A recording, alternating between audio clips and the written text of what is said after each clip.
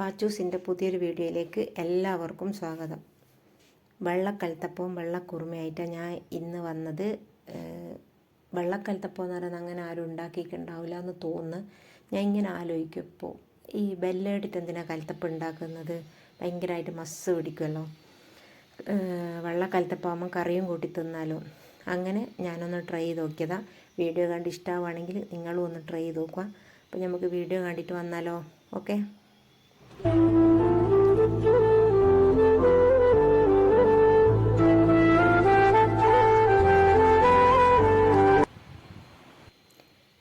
ഇതാ ഞാനൊരു 8 മണിക്കൂർ പൂർത്തി വെച്ചിട്ടുള്ള വെള്ളക്കടല എടുത്തിട്ടുണ്ട്. പിന്നെ ക്യാരറ്റും ഉള്ളിയും തക്കാളിയും പച്ചമുളകും ഇതെല്ലാം എടുത്ത് ഇതിലേക്ക് കട്ട് ചെയ്തിട്ട് കൊടുത്ത്, പിന്നെ ഒന്നും ഇടുന്നില്ല, കുരുമുളക് ഉപ്പും മാത്രമേ ഇടുന്നുള്ളൂ. ഇവിടെ ഒരു സ്ഥലത്തൊന്നും വീഡിയോ എഡിറ്റ് ചെയ്യാൻ പറ്റില്ല, കാരണം എല്ലാ ഭാഗത്തും സൗണ്ടാണ്.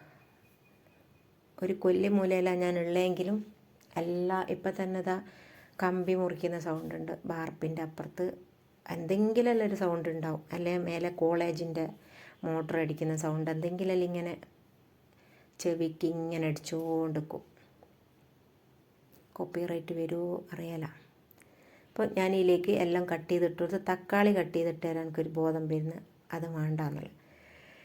പിന്നെ ബാക്കിയല്ലോ കുക്കർ അടുപ്പത്ത് വെച്ച് കുക്കറിൻ്റെ വിസിലിട്ടിക്കില്ല ഞാൻ. പിന്നെ ഞാൻ പോയി ഇട്ട സമയത്ത് നിങ്ങൾ കണ്ടിക്ക, ഞാൻ പെട്ടെന്ന് പോയിട്ട് ഓഫാക്കിയത്. അതിൻ്റെ കാരണമാണ് ഇത്. ഞാനൊരു ദിവസം എന്തോ ഉണ്ടാക്കി നോക്കുമ്പോൾ ഇതാ കുക്കർ മറിഞ്ഞ് ഇങ്ങേപ്പുറത്ത് വീണ്, പൊന്തി മറിഞ്ഞ് ഇങ്ങേപ്പുറത്ത് വീണ്, ഒരുപാട് ഗ്യാപ്പിൽ വന്ന് വീണത്. അന്നേരം എനിക്ക് പേടിയാണ് വിസിലിടുവേ. പക്ഷേ ഇന്ന് ഞാൻ വിസിലിടാണ്ട് ഉണ്ടാക്കിയത്. കുറച്ച് കഴിഞ്ഞേരം ഞാനൊന്ന് പോയിട്ട് ഇട്ട് നോക്കിയതാണ്. പിന്നെ എനിക്ക് പേടിച്ചിട്ട് ഓഫായി കളഞ്ഞു. എല്ലാവരും കുക്കർ ഉപയോഗിക്കുമ്പോൾ ശ്രദ്ധിക്കുക കേട്ടോ. അങ്ങനെ ഇതാ കറിയെല്ലാമായി, വറവൊഴിച്ച് കറി സെറ്റായി. ഇനി നമുക്ക് പച്ചരിയും ചോറും ജീരകവും മറ്റേ ക്യാരറ്റും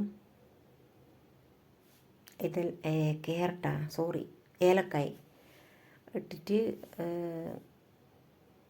അരച്ച് കുറച്ച് ചൂടുവെള്ളം ഒഴിച്ച് കൊടുത്ത് നല്ല ആരെടുത്തിട്ടുണ്ടാവുമെന്ന് പറയും. മറ്റേ ബെല്ലിട്ട കലത്തപ്പത്തിൽ നമ്മൾ ചൂട് ബെല്ലം ഒഴിച്ച് കൊടുക്കുമല്ലോ. പിന്നെ കുറച്ച് സോഡപ്പൊടി ഇട്ട് കൊടുത്ത് ഇതേപോലെ തന്നെ കുക്കർ വെച്ച്, പക്ഷേ അതിൽ ഒരു 4 കയ്യിൽ അരിയാണ് ഞാൻ ഒഴിച്ച് കൊടുത്തത്.